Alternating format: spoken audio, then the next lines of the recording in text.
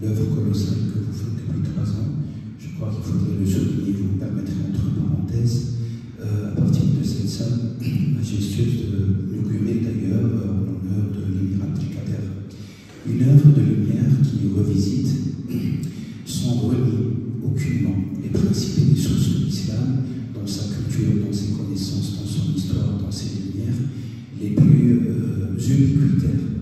Je remercie à mon tour, mon cher Eric, la Grande Mosquée de Paris de nous avoir permis de parler de ce sujet fascinant, complexe, qui paraît assez formalisant et vide quelque part de sens par sa structure même autour de ce chiffre 19.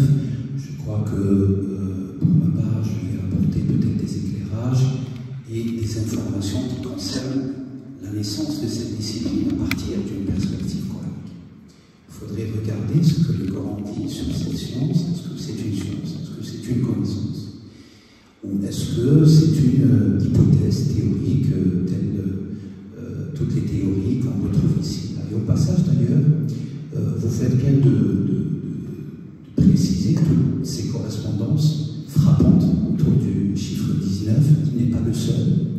On pourrait avoir des considérations, des études, des perspectives sur le chiffre 7. J'en évoquerai peut-être un exemple qui sont peut-être beaucoup plus profonds, beaucoup plus problématiques aussi au niveau de la logique.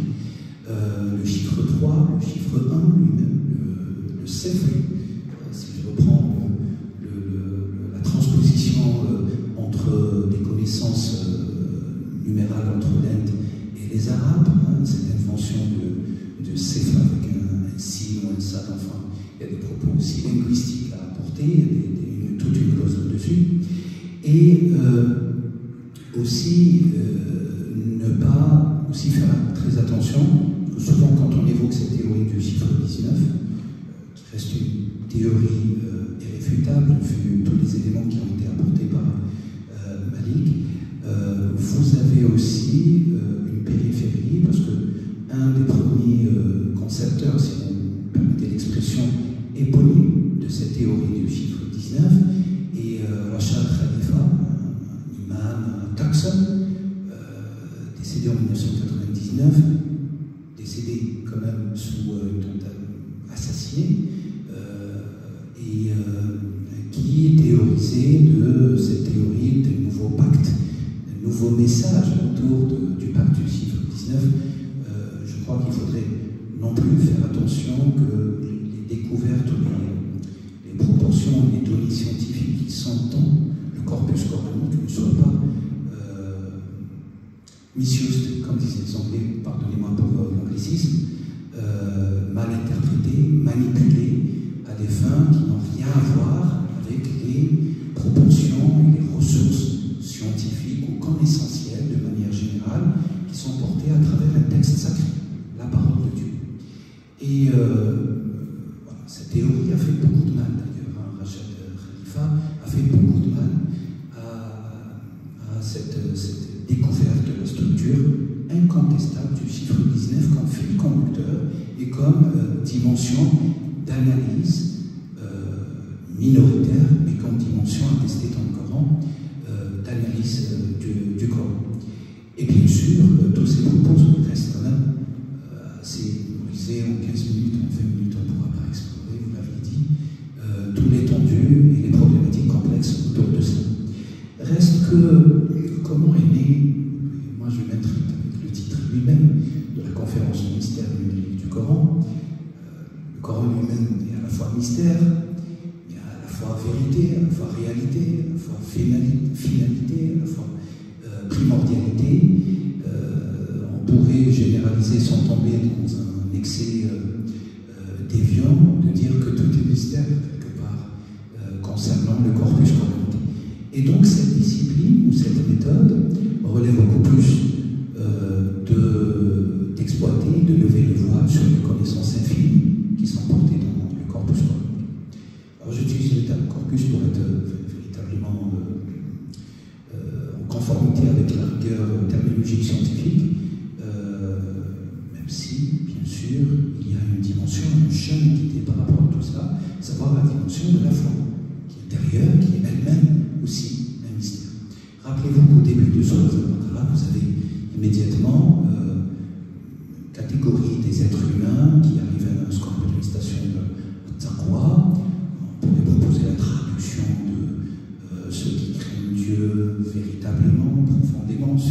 maintenant de manière humble, et que cette catégorie est décrite par Dieu, d'ailleurs dans les premiers versets de Sourate Al-Baqarah, par ceux, il a dit, par ceux qui vont accorder, c'est des fois, mais une foi basée sur le mystère divin. Donc je crois que par rapport au titre, c'est une discipline qui relève quand même du mystère. Et cela corrobore aussi toute la tradition autour des analyses des premiers savants et des traditionnistes modernes concernant le Coran, à l'interprétation, à la problématique d'interpréter le Coran et de découvrir ce qu'en plus recèle comme vérité ou comme connaissance. Et je donnerai un exemple. La question de la polysémie des vocables coraniques pose véritablement, si vous voulez, la base pour pouvoir dire qu'in fine, ces sens sont quasi infinis, même si la finitude est un concept humain, et que la polysémie elle-même nous permet, cet outil nous permet, en tout cas à travers l'histoire et à travers la structure de la langue arabe elle-même, de penser la parole de Dieu, les paroles du prophète, de manière plurielle et infinie. Et par conséquent, nous avons tout un puits de ressources infinies pour pouvoir renouveler, réadapter, offrir des solutions aux défis technologiques, scientifiques ou de manière générale.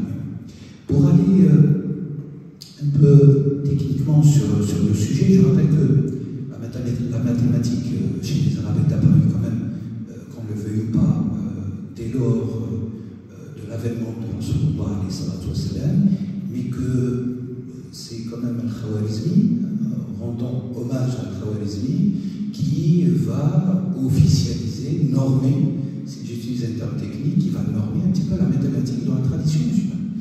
Et c'est à partir de là où vous avez des méthodes qui vont se développer et qui ont donné ce qu'on appelle mathématiques basées sur des données coraniques, statistiques coraniques, voire tardivement cryptologique du Coran, vu l'exemple qui a été donné par les lettres mystérieuses, les lettres isolées, abréviatives, etc., et qui amorcent les 29 sourates.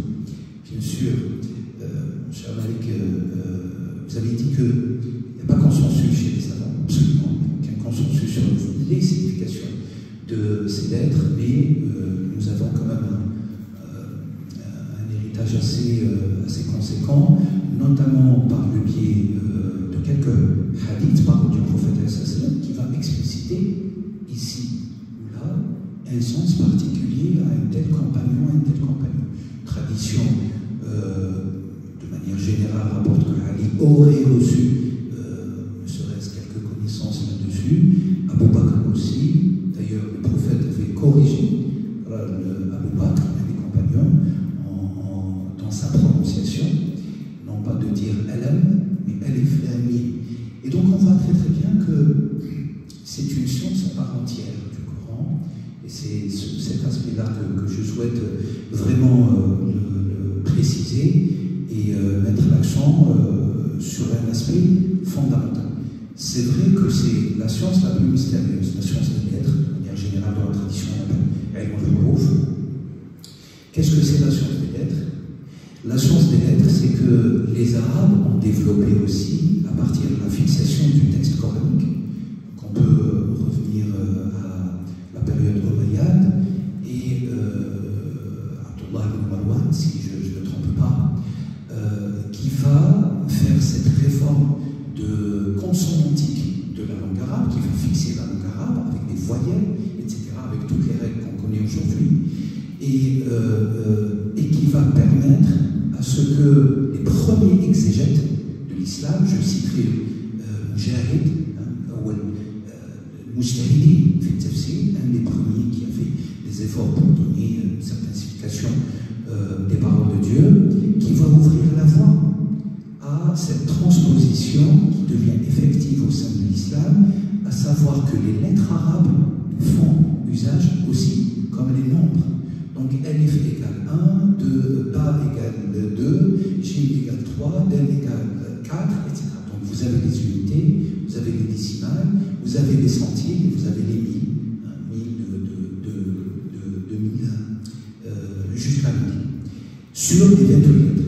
Donc cet usage est attesté dans la tradition de l'islam depuis très très longtemps, bien sûr.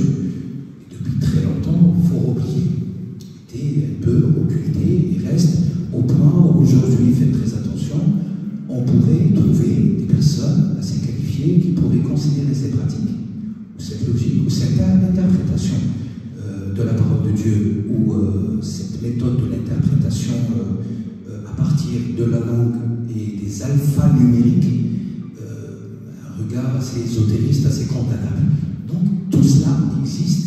Il faudrait, je crois, expandre la vision autour de tout cela et faire attention à distinguer les usages, parce qu'il s'agit d'usages, les usages assez tardifs de plusieurs mouvements musulmans ou pas, de ce qu'on appelle les mouvements occultes, d'une certaine pratique d'influence sur les êtres par des calculs, des correspondances entre les lettres et les nombres, avec le numérique du Coran, pour ne pas dire le numérique dans les propos de la Sourate. Il y a véritablement un océan infini entre les deux usages. La science des lettres, telle qu'elle est attestée dans le Coran, n'a rien à voir avec les usages tardifs, 8 siècles, 9 siècles, 10 siècles, jusqu'alors, aujourd'hui. Et pour citer un exemple type connu d'ailleurs au Maghreb, et qui a influencé toute l'Europe occidentale, à savoir quelqu'un qui a utilisé, si vous voulez, qui a pu vulgariser une pratique, une approche assez inférieure, et non pas supérieure, de la science des lettres, à savoir le Polype de Constantine, qui lui attribue un grand traité de pratiques magiques pour respecter le terme, à savoir sur le titre de Shams al-Ma'arif al-Kubra. Donc il faut totalement distinguer cet usage-là, qui est tardif, qui est un usage de divination de manière générale, qui n'a rien à voir avec la révélation elle-même et la science des lettres, qui renvoie chez les grands savants à beaucoup plus les essences qui préétablissent la création. Là, je convoque un grand maître, un grand savant andalou. Je pourrais convoquer Avicenne, je pourrais convoquer Sohrawardi, je pourrais convoquer Al-Qushayri, et quand même Ibn Arabi, on a des textes, on a des manuscrits, etc., qui va venir sceller cette science des lettres. Et pour lui, l'usage alphanumérique, et par conséquent cette correspondance numéraire, est extrêmement inférieure et prohibée au sein de l'islam. Ce qu'il faudrait prioriser, c'est plutôt la compréhension de ces symboles mystérieux, les Flammiers, Taha, Yassine, etc., qui sont pour lui, en tout cas dans ses propos comme essentiels, les essences immuables qui ont donné ce qu'on appelle la création des mondes et l'existenciation des mondes. Je ne vais pas me tarder sur ce point, mais il est fondamental. Vous avez beaucoup de savants à travers l'histoire de l'islam qui ont conforté ces idées à la fois en se basant sur le texte et à la fois en se basant sur les interprétations, disons, rigoureuses d'une certaine spiritualité avec un grand S et non pas un petit s, de l'islam à vocation universelle. Alors, moi, je me suis intéressé aux racines concernant le comptage, le calcul, les comptes, la rétribution dans le Coran. Vous avez 4 racines attestées. Vous avez la racine Hasaya, donc Ihsa'iyat, qui est une statistique, qui est une discipline attestée, qu'on le veuille ou pas. Wa in ta'uddu ni'matallahi la tuhsuha. Donc, en termes de statistiques, personne ne pourra arriver à des statistiques finales. C'est le défi humain, mais Dieu a cédé cette question. Par contre, al-adad, on peut le faire. On peut établir des comptabilités pour arriver à des résultats. Vous avez la racine adada aussi, hein, le fait de calculer, de compter. Vous avez aussi la racine, comme je l'avais préparé, troisième racine, hasaya, adada et hasaba. Vous avez le terme hisab, hasib, qui est un des noms de Dieu, qui revient. Le comptage final, ou la rétribution finale, ou la signification finale. Ce que dit le langage coranique, ou le corpus coranique sur ces 3 récit est édifiant, extrêmement édifiant. Alors vous avez, moi-même j'ai pratiqué ce qu'on appelle l'ancienne méthode de calcul chez les Arabes. Par transposition à partir de l'Inde, vous le savez, les chiffres ont été transposés, transportés de l'Inde vers l'Arabie, que les Arabes les ont adoptés de la manière la plus intelligente possible. Bien sûr, au point où ce qu'on appelle le zéro est venu faire la synthèse de ces chiffres binaires, le 1 et le 9 que vous avez évoqué tout à l'heure, sur laquelle l'informatique aujourd'hui repose de manière foncière. Si jamais il manque une unité, tout s'effondre. Et quand on regarde la racine hasana à titre d'exemple, le calcul des 3 lettres, 80 plus 60 plus 8, pardon, ha qui a la valeur de 8, et si qui a la valeur de 60, pa qui a la valeur de 2, vous avez un chiffre qui va sortir 70, 70, ça renvoie à la lettre aïn. Quelle considération apporter? Alors c'est très subtil, c'est que ces 3 lettres, dans les mots utilisés dans le Coran, dans toutes les déclinaisons, toutes les lexèmes, que ce soit un nom, un verbe, etc., vont renvoyer à une source sémantique. Et que cette source sémantique se retrouve dans la lettre aïn, qui elle-même est composée de 3 lettres, et qui signifie, bien sûr, source, essence, et tout ce qu'on connaît dans la langue française. Donc, retour à l'origine. Cette perspective d'une lecture alphanumérique, pour ne pas dire géométrique, pour ne pas confondre avec la géométrie hébraïque qui existe, et qui est assez proche aussi avec l'isopséphie arabe. Il faut être très prudent. Cette correspondance, elle doit prendre en considération les sémantiques, donc les significations. Sinon, elle serait seulement des coquilles vides qui ne servaient à rien. Nous avons des calculs sans signification qui n'apporteraient rien. Sauf que le Coran, c'est d'abord une signification plurielle et infinie. Donc il faudrait allier à la fois les statistiques ou la cryptologie alphanumérique de par cette discipline, de par cette approche du Coran, mais en prenant en compte les significations portées par les racines. Sinon, ça serait vraiment sortir du cadre de la révélation. Je rappelle que la parole al-kalam chez les Arabes est très très connue. Kalama, c'est blesser, de laisser une trace profonde, visible par tous. Donc c'est la science de l'influence sur les êtres. Les paroles doivent influencer les êtres, doivent les impacter. Et d'ailleurs, quand quelqu'un est très touché par quelque chose profondément, on dit chez les Arabes al-Qulub, celui qui est affecté, blessé, Qulub même, au sens des mots, avec un mot M-A-U-X, au sens littéral. Donc vous avez ici la structure numérique d'un langage numérique dans le Coran.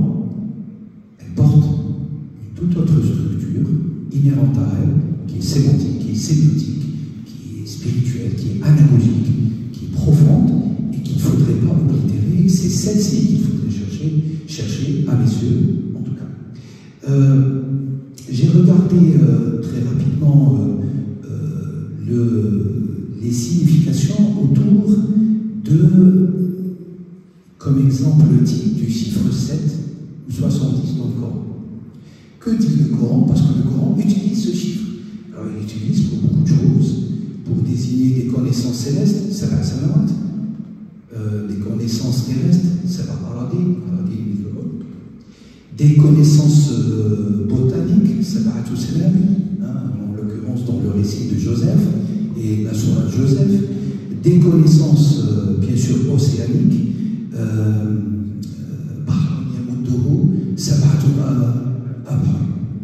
donc des connaissances aussi océaniques, des connaissances bien sûr animales, dans le symbole, le défi de l'interprétation des rêves concernant Sayyidina Yusuf, des connaissances nocturnes où un châtiment a été adressé au peuple de Had, je crois, qui va châtier 7 nuits et 7 jours. Donc voilà, donc il y il y a des relations intrinsèques entre les connaissances et l'usage que Dieu use, si vous permettez la verbosité technique, que Dieu use pour désigner ce qu'il souhaite désigner par ses vocables. Vous avez aussi des connaissances concernant le pardon, vous le savez très très bien. Je crois,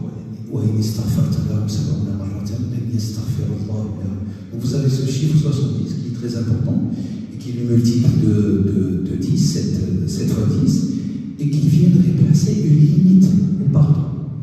Mais comme si, intrinsèquement, spirituellement, métaphysiquement, au bout de 70 erreurs, il y a un plafond du calcul. Dieu ne pardonne plus, même si Dieu est pardonneur, et le pardon lui-même a des degrés. Al-Ghufran n'est pas Al-Af n'est pas Al-Safh. Safh, c'est Safha Taboula Raza. Al-Af, vous le savez, c'est que Dieu efface dans le livre mère le péché lui-même, alors que le Ghufran, c'est juste une découvre. Mais il reste inscrit dans le livre mère pour lequel on doit rendre des comptes le jour du jugement. Je referme la parenthèse. Et vous avez aussi des connaissances concernant le chiffre 7 qui est attesté concernant les gens de la caverne. Où l'hypothèse serait d'être tenté de dire ils sont 3, ils sont 5 ou ils sont 7. Sauf que ce Dieu sait quel était le nombre des gens de la caverne. Donc nous avons des défis vis-à-vis de tout cela, vis-à-vis des connaissances à acquérir. Le Coran nous parle, la parole de Dieu nous parle, et quand la parole nous parle, c'est que pour nous impacter à les conquérir, acquérir ces connaissances. Et c'est ça le cheminement en réalité vers Dieu. Je crois autour du chiffre 7, et l'étude n'est pas exhaustive, j'ai d'autres. Vous avez aussi des connaissances relatives à la révélation.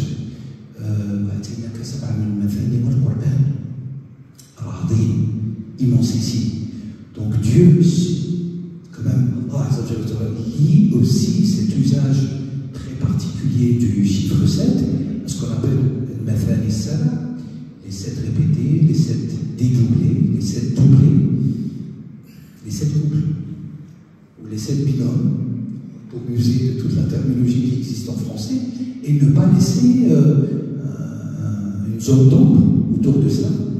Alors bien sûr, il n'y a pas non plus consensus chez les savants, est-ce que les 7 redoublés, les 7, etc., mais de manière générale, les savants disent que ça renvoie à Al-Fatiha qui est composé de 7 versets. Donc on revient, l'essence de cet usage technique, pour ne pas dire ésotérique, mais assez technique, du chiffre 7, à partir d'une perspective coranique, qui pour une perspective coranique nous renvoie foncièrement à la Fatiha, elle-même qui est composée de Basmala, etc., les 6 versets qui suivent. Vous avez, j'en finis là, pour finir l'exemple du chiffre 7, comme cas d'étude, bien sûr, première étude, c'est des connaissances de l'AGM. Dieu nous dit que Sahar, 1 degré de l'AGM, a 7 portes.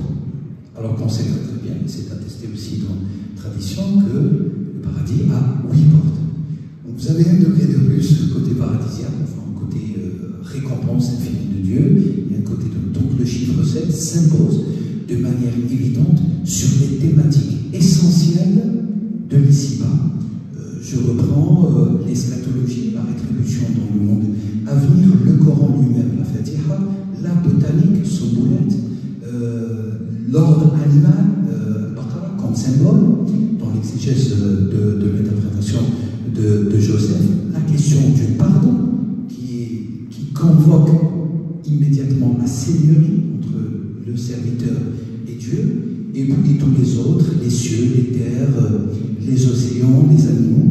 Et puis la dernière, vous avez aussi le chiffre 7 qui est convoqué en tant que miqat.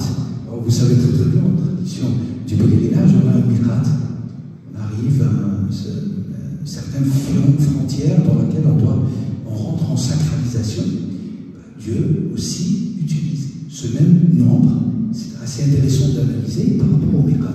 Et nous connaissons que le miqat autour de Haramain, des 2 lieux sacrés, Médine et El-Kaaba, sont fondamentales pour pouvoir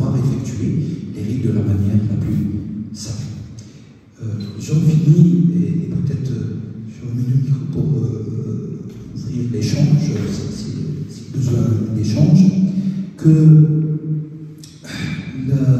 avec des données assez générales, mais peut-être assez inconnues par le public,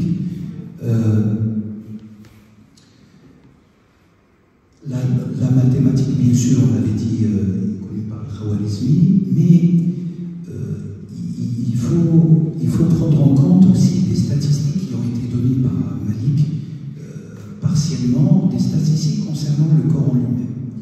Vous avez, bien sûr, vous le savez, 6236 signes coraniques, à condition qu'on est d'accord sur la consonantique sans la vocalique. Parce que s'il y a vocalisation, bien sûr, il peut y avoir des petites variations ici et là, sans prendre compte de qira'at as-sab'a. D'ailleurs, qira'at as-sab'a, cette récitation fixée elle-même, je crois d'ailleurs même par un apport colossal de Mujahid, même Mujahid, ce premier exégète du Coran. Donc vous avez non pas une redondance, mais une correspondance qui touche extrêmement des degrés existentiels assez divers et assez colossaux, assez universels concernant autour du chiffre 7, qui font que il y a quelque chose d'inhérent et d'assez profond à explorer. 6236 versets, 621 divisions du Coran, selon la tradition à partir du XXe siècle. Les statistiques que mon cher Malik avait données concernant l'exemple qui est assez intéressant, on pourrait le compléter aussi par les mots. Combien il y a de mots dans le Coran? 79 139 mots. Non redoublés. Je veux dire, vous avez 79 139 mots que Dieu utilise pour parler à toute la création. Les mêmes lexèmes, les mêmes racines, etc. Combien de lettres? 323 670 lettres. Et puis, très important, la science du numérique du Coran est reliée aussi avec l'apparition de ce qu'on appelle les études, un imam comme Zohri, de ce qu'on appelle la chronologie de la révélation des sourates et des versets coraniques. Bien sûr, Sayuti avait repris tout cela plus tardivement, qui a confirmé cette tradition, mais à ne pas segmenter tout ça.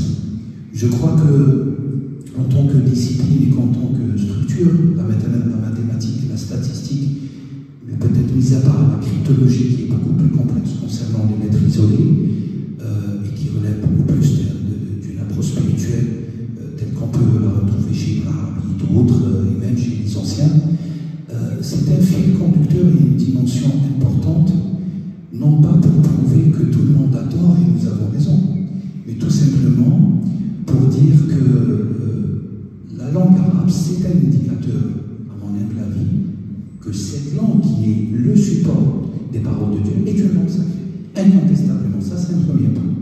Un deuxième point, c'est un langage de connaissance. Et cet aspect a été oblitéré à travers les siècles, surtout tout dernièrement où vous avez toutes des interprétations fallacieuses qui viendraient inonder le marché, si vous voulez, de l'information concernant l'islam de manière générale avec un grand I, l'islam avec un petit I, et tout ce qui est entre les deux. Cette approche, ce langage numérique du Coran atteste de la rigueur qui est présente dans la structure de la langue arabe. Et ça, c'est un point fondamental à relier aussi à l'essence même de la langue arabe, qui est une langue sémitique, faisant partie de ces 6 grandes langues, l'Urat et Samia, les 6 grandes langues sémitiques. D'ailleurs, il n'y en a que 6. Le chiffre 6 est très important. La temporalité de la création des cieux et de la terre. On pourrait aussi aller très très loin dans les rapprochements et les considérations. Et troisième point, par lequel je finis,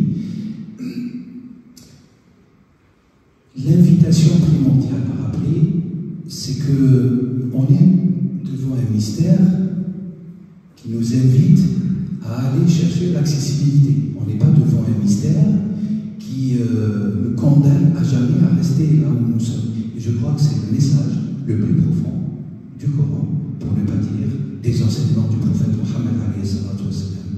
Et je vous remercie pour votre attention. Merci infiniment.